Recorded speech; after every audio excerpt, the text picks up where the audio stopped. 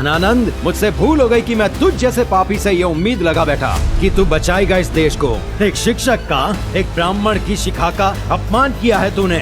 इस शिखा की सौगंध मैं चाणक्य पुत्र चाणक्य तक्षशिला का आचार्य आज ये प्रण लेता हूँ, जब तक तेरे इस नंद वंश का सर्वनाश कर मगध की राजगद्दी पर एक योग्य राजा ना बिठा दूं, मैं ये शिखा नहीं बांधूंगा। कौन है तू और यहाँ कैसे आया है? अरे ये कोई बच्चों का खेल नहीं है जो मुंह उठाया और खेलने आ गए। अरे यहाँ बड़े बड़े विद्वान हार मान चुके हैं और तू एक मामूली सा बच्चा इस प्रतियोगिता में हिस्सा लेने चला है। राजा भीमदेव के दरबार में महामंत्री की बातों को सुनकर पूरी सभा ठहाकों से गूंज उठी, मगर तभी महामंत्री के सामने खड़े उस बच्चे ने कुछ ऐसा कहा जिसे सुनकर भरी सभा में सन्नाटा छा गया। मैं यहाँ तक्षशिला से आया और मेरी योग्यता को जाने बिना उपहास करना आप जैसे विद्वान को शोभा नहीं देता महामंत्री। अच्छा, तो तक्षशिला का छात्र होने के अहंकार में तेरे पंख फड़फड़ा रहे हैं। कोई बात नहीं, आज तेरा सारा अहंकार विद्वानों की इस सभा में चकनाचूर हो जाएगा।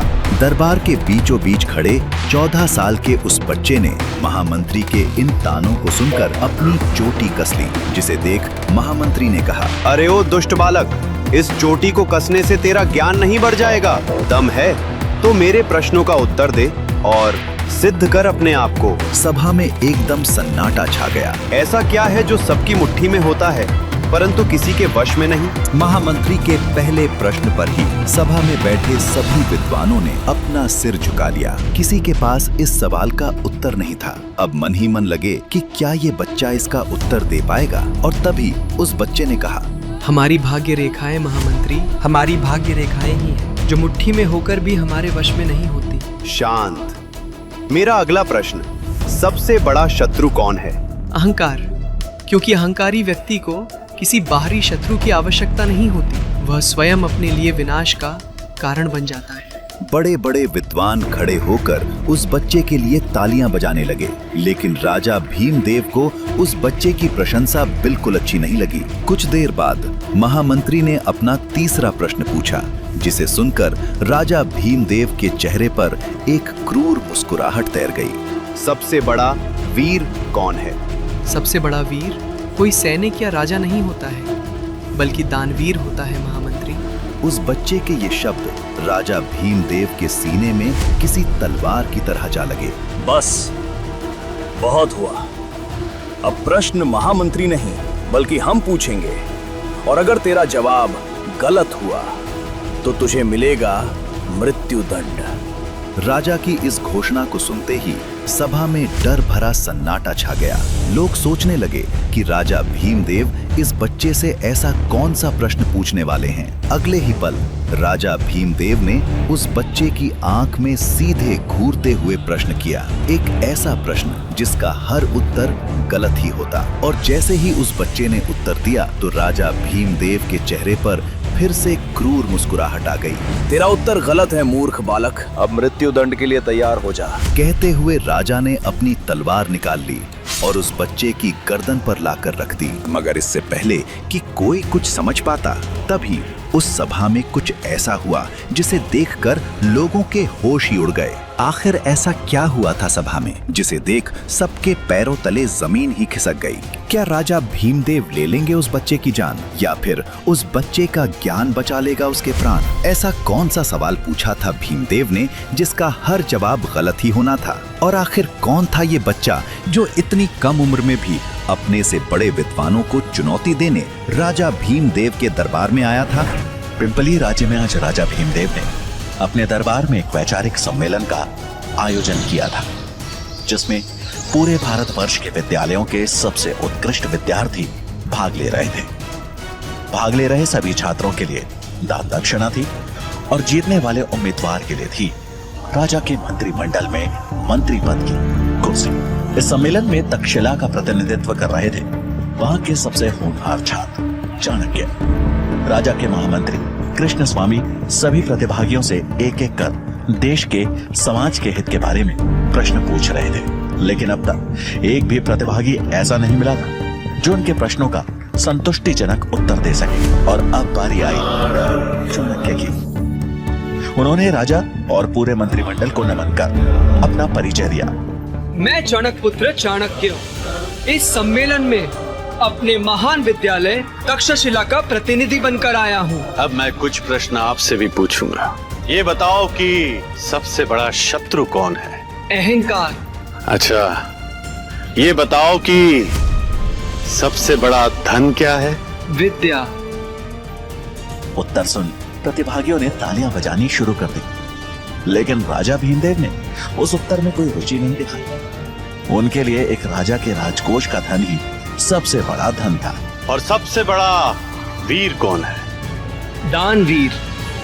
चाणक्य का ये उत्तर राजा भीमदेव को चुभ गया। उन्हें लगा मानो चाणक्य उनकी संपन्नता, उनकी वीरता का उपहास कर रहा हो। इस ब्राह्मण छात्र से अगला प्रश्न हम पूछेंगे। सभा में सन्नाटा छा गया। बताओ बालक, शास्त्र बड़े या राजा?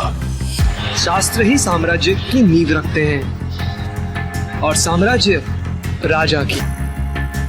ये सुन राजा भीमदेव से रहा नहीं गया और वो अपनी राजगद्दी से उठ मारे दरबार में चिल्लाते हुए बोले, शास्त्र नहीं, एक राजा सबसे बड़ा होता है मूर्ख। क्या सिखा रहा है तुम्हें तक्षशिला? इतना भी नहीं जानते कि अगर राजा नहीं होता तो प्रजा नहीं होती, और बिना प्रजा के तुम्हारे इन शास्त्रों का कोई मोल नहीं है। क्षमा कीजिएगा महाराज, लेकिन आप सिर्फ जनता के हैं। जनता हैं, इसलिए आप हैं। अब कुछ जैसा साधारण छात्र मुझे बताएगा कि मेरा अस्तित्व सिर्फ प्रजा की वजह से है। अपनी सीमाएं मत भूल, तू खुद एक भिखारी है जो यहाँ दान लेने आया है। शिक्षा को पूजने वाला छात्र साधारण नहीं होता। वो एक दिन शिक्षक बन निर्माण करता है इस समाज का। वो अगर किसी को बना सकता है तो मिटा भी सकता है। और रही बात दान की, तो मैं तक्षशिला से यहाँ दान लेने नहीं आया था महाराज। मुझे लगा यहाँ ज्ञान की पूजा होती है, पर मैं गलत था। जहाँ शास्त्रों का मान नहीं किया जाता, वहाँ मैं एक क्षण नहीं रुकना चाहता। ऐसा कहते हुए उन्होंने राजा को प्रणाम किया और दरबार से बाहर जाने लगे। उन्हें जाता देख राजा ने अपनी तलवार खींच ली और कहा, तुझे जाने की आज्ञा किसने दी? महाराज, आप तो दयावान हैं, ब्राह्मणों का आदर करना जानते हैं। इस बालक की ब्रह्म हत्या का पाप आप अपने सिर पर क्यों ले रहे हैं? और एक बात गांठ बांध लो, अगर यही आचरण रहा तो जिस शिखा का तुम दम भर रहे हो ना, एक दिन ना तो वो रहेगी और ना ही उस शिखा को धारण करने वाला शीश। इस बात को कुछ साल बीत गए। भीमदेव के दरबार से निकाला गया तक्षशिला का ये छात्र आज उसी शिक्षा के मंदिर में आचार्य चाणक्य के नाम से प्रसिद्ध था। आज चाणक्य अपने शिष्यों को राजनीति के बारे में पढ़ा रहे थे। एक बुद्धिमान व्यक्ति अपनी बुद्धि, चातुर्य और विवेक से किसी भी युद्ध में विजयी हो सकता है, फिर चाहे परिस्थिति कितनी भी बुरी क्यों ना हो। ये सुन छात्रों को यकीन हो गया कि उनके आचार्य कोई साधारण आचार्य नहीं है। चाणक्य अगला पाठ शुरू करते कि तभी उन्हें तुरंत पुस्तकालय में पहुंचने का संदेश मिला। पुस्तकालय पहुंच चाणक्य को वहां आए संदेश वाहक से पता चला कि गांधार के राजा आम्बी ने बिना लड़े ही मैसेडोनिया के सम्राट सिकंदर के सामने आत्मसमर्पण कर दिया है और अब सिकंदर की नजर संपूर्ण भारत पर है। इसका मतलब तो ये हुआ कि सिकंदर कभी भी भारत पहुंच सकता है। हमें भारत को बचाना होगा। ये तभी संभव है जब भारत अखंड बने। मुझे शीघ्र ही ये बात मगध के महाराज धनानंद तक पहुंचानी होगी। आप तो जानते हैं ना धनानंद कैसा राजा, और भला वह आपकी बात क्यों मानेगा? मैं खुद जाऊंगा मगध और अखंड भारत का प्रस्ताव उनके सामने रखूंगा। धनानंद के दरबार गए तो मान और जान दोनों से हाथ धोना पड़ेगा। मेरा सुझाव मानिए और केवल अपना काम कीजिए, बच्चों को शिक्षा देने का काम। आचार्य, मैं एक ब्राह्मण हूँ और ब्राह्मण का कर्तव्य होता है लोगों को सही दिशा दिखाना। अगर राजा धनानंद अपनी दिशा से भटकेंगे तो ये मेरा कर्तव्य है कि मैं उन्हें सही रास्ता सुझाऊं। मुझे आज ही मगध के लिए निकलना होगा। चाणक्य तक्षशिला से मगध के लिए निकल पड़े और 5 दिन का लंबा सफर तय कर पहुंच गए मगध की राजधानी पाटलिपुत्र। मैं तक्षशिला का आचार्य चाणक्य हूँ एक महत्वपूर्ण कारण हेतु मेरा महाराज धनानंद से मिलना अत्यंत आवश्यक है। अभी महाराज व्यस्त है, आप यही प्रतीक्षा करिए, मैं महाराज को संदेश भिजवाता हूँ। ये सुन चाणक्य वहीं पास में एक स्थान देखकर बैठ गए। उन्हें प्रतीक्षा करते करते शाम हो गई। चाणक्य को समझ में आ गया कि अब सीधे हाथ से घी नहीं निकलने वाला, उंगली टेढ़ी करनी ही पड़ेगी। थोड़ी देर बाद उनकी नजर कुछ रसोइयों पर पड़ी जो कि महल के पीछे वाले रास्ते से अंदर जा रहे थे। चाणक्य को उनका मौका मिल गया था। उन्होंने अपना भेष बदला और उन रसोइयों की टोली में शामिल हो महल के अंदर प्रवेश कर गए। आगे की कहानी जानने के लिए देखें अगला एपिसोड सिर्फ पॉकेट एफएम के यूट्यूब चैनल पर, और चाणक्य के सारे एपिसोड्स को सुनने के लिए डिस्क्रिप्शन में दी लिंक से डाउनलोड करें पॉकेट एफएम ऐप।